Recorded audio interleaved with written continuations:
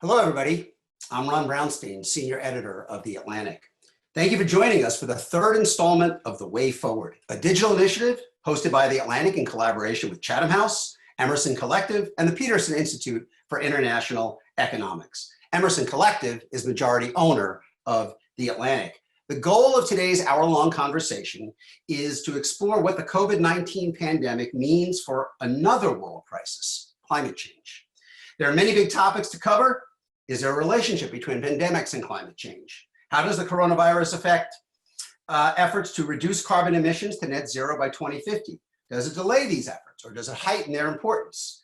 How can industries and governments across the world take action together against these sequential threats? We're going to dive into these issues today with 4 experts. But before we do, I want to thank the Churchill Capital Corp, which has underwritten the event. And I want to remind our viewers that we want you to be part of the conversation as well. Type your questions in the Q&A box on the bottom of your screen and keep your questions short, on topic as possible. And we have an international audience here today, so we'd love to know where you're from as you ask your question. So with that, let me bring in our first guest, Dr. Ernest Moniz. He served as President Obama's Secretary of Energy, and he is now the CEO of the Nuclear Threat Initiative. Dr. Moniz has been advocating for what he calls a Green Real Deal, a counterpoint to the Green New Deal. We're going to talk about that as well as the relationship between climate change and pandemics. Dr. Moniz, thank you for joining us this morning. Thank you, Ron. Or this morning, my time, I guess this afternoon, your time. Let me start by asking you a question I think a lot of people are wondering. Is there a relationship between climate change and pandemics? Is there any evidence whether climate change makes us more susceptible to these kind of disruptive events? Well, I think we don't really know the answer to that in terms of the science. Clearly, we do know that climate change affects all kinds of vectors in terms of insects and the like. We see that right now in the United States, unfortunately. But the connection from that to the kinds of biological organisms that create this kind of pandemic damage, at least I don't know of the strong science yet. Clearly, it's being researched. Obviously, there are so many other connections, including things like major population disruptions, which can be breeding grounds for spreading further pandemics and the like. Other effects of climate, you mean, when you talk about kind of Yes. population disruptions, right? Correct. Yeah. You know, as I mentioned in introducing you, you have been talking about a Green Real Deal that would build broad coalitions with business, put a price on carbon emissions, and support fuel sources like natural gas and nuclear power as transitions in order to dramatically reduce greenhouse gas emissions over the next 30 years. You've called it, and here I quote, a broadly acceptable and practicable plan. Give us the highlights of where you think we ought to be going. Okay, well, Ron, first of all, I do want to say that we don't view it as a counterpoint. In fact, we actually say that we endorse the Green New Deal principles of climate and social justice being addressed in tandem. But the Green New Deal did not have what you'd call a program to implement it, and that's the Green Real Deal is our version of that. The Green Real Deal, as we put it forward, emphasizes a number of issues. One, you've already used the word practical, pragmatic. Mm-hmm. We insist upon that as being very important because we believe that to accelerate our addressing climate change will require broadly based coalitions. We never get systemic change that can stick without big coalitions. And so we need to bring a lot of different players under the tent. So coalitions are critical. Clearly, innovation is critical. Another thing we think is critical is regional solutions. Too often we hear one-size-fits-all solutions for the United States or for different countries. That's just not the way it works. And that's why we need all the tools in the toolbox. We need, for example, carbon capture and sequestration. In a study we did about California specifically, frankly, I was surprised when it came back that we felt California moving on carbon capture and sequestration for both some power plants and some industrial facilities would be essential for California to be able to meet its 2030 goals of economy-wide reductions. So things of that type. And by the way, that also brings in coalitions.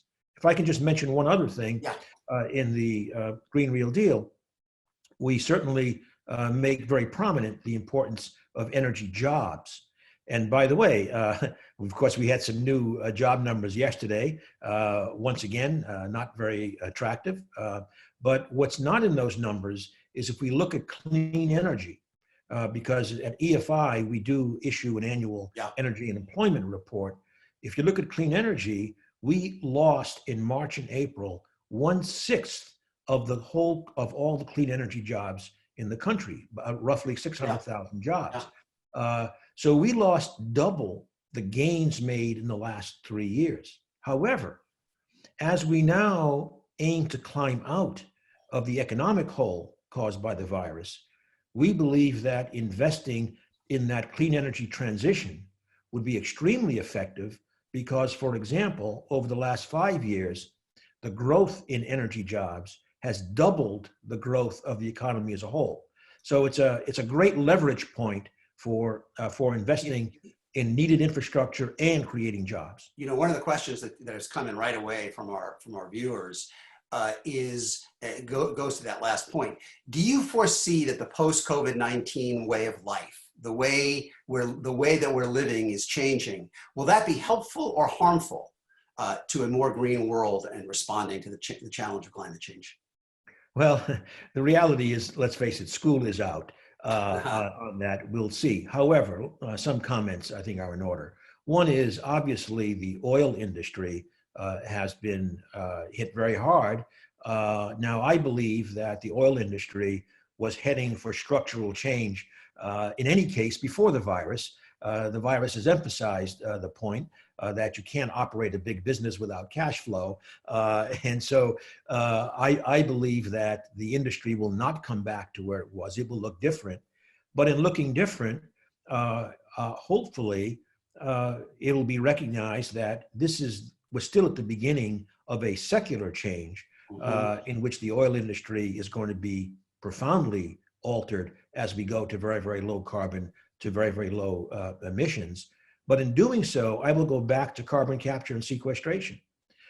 If you think about the skill set for the jobs in CCS, it's the same skill set as producing oil. So in other words, that's an example of a low carbon transition that can still preserve the basic job structure, for example, in many places. I think the question of low fossil fuel prices historically has led to an impact on renewables, EVs, et cetera. But, you know, again, school is out, but I'm kind of bullish.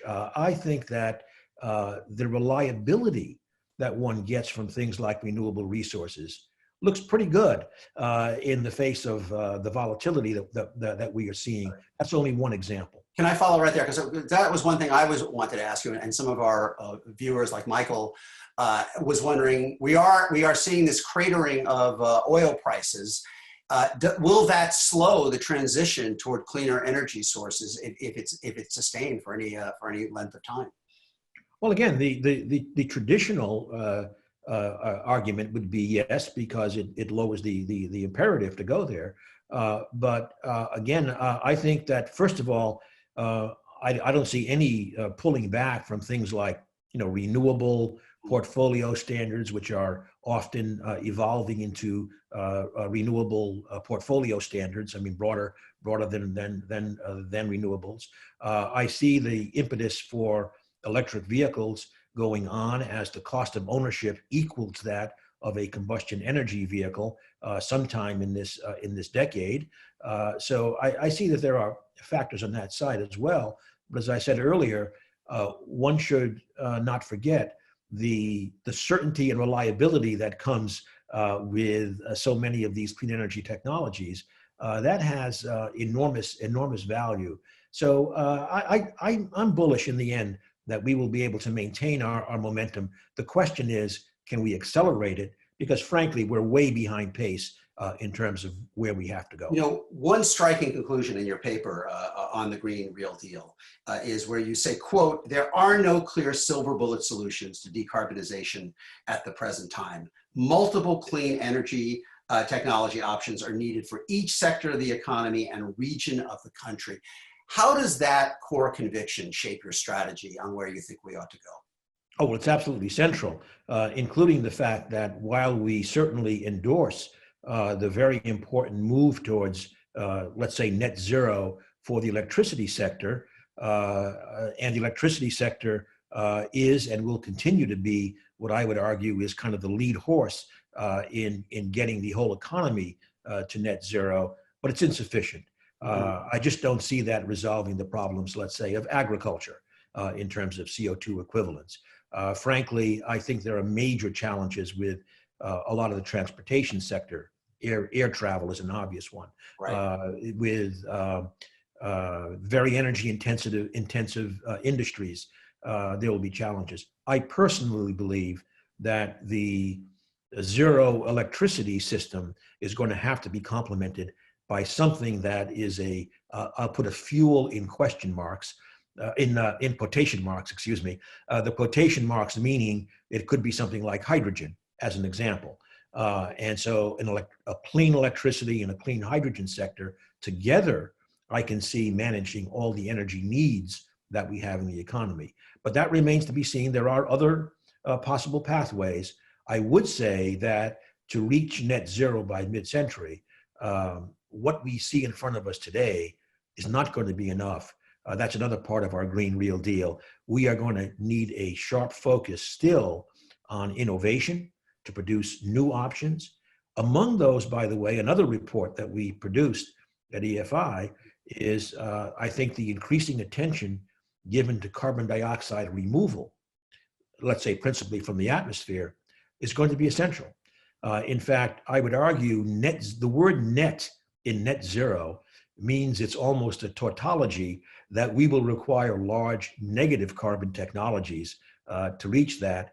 And we have a long way to go to develop those at the scale and cost that we need. So that's another example of a major innovation pathway. You talk about carbon pricing in your report. Peter, one of our viewers asks, can you explain the merits of carbon pricing, specifically bills that are being considered now in Congress? Well, carbon pricing, many of us believe, ultimately is going to have to be a core federal policy to drive the low carbon transition. And frankly, those prices will need over time to go to values that are much larger than what is being talked about in terms of some of the starting places like $20 a ton, et cetera. We'll have to go to higher. For example, the Schultz-Baker plan would start at $40 and escalate, and that is certainly, I would say, more in the ballpark.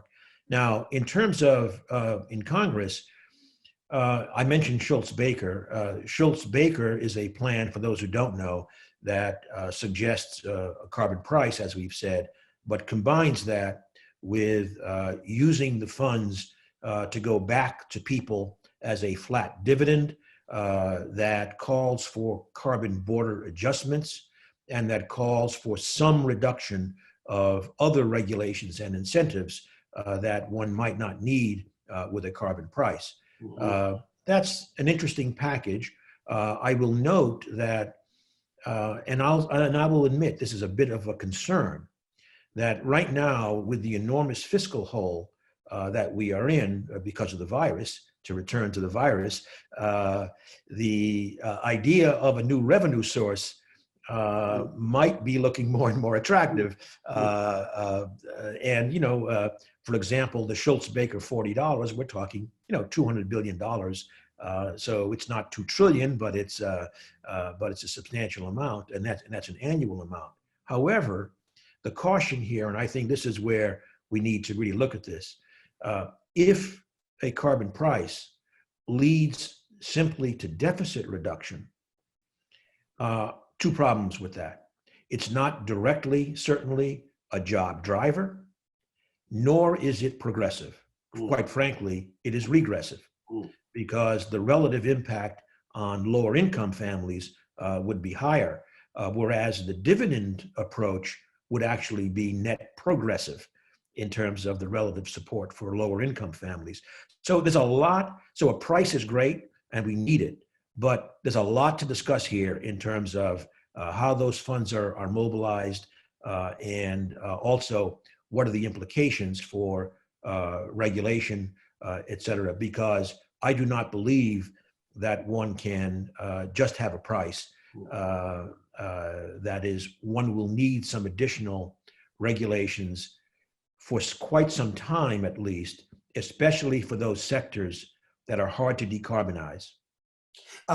It would be an understatement to say that national policy in the US is moving in the opposite direction from anything along the lines that we have been discussing. I'm interested in your sense of the timing of this. If in fact President Trump is reelected and continues to oppose any movement on any of these fronts for another 4 years, and the US essentially stays out of the game for 4 more years through the earliest 2025, what would be the implications of that for the world's ability to avoid the worst outcomes over the long term? Well, let me first start with my optimistic side, and note that it's not quite true that everything is going in the wrong direction, most especially in the innovation world, where there is strong, I think, bipartisan support.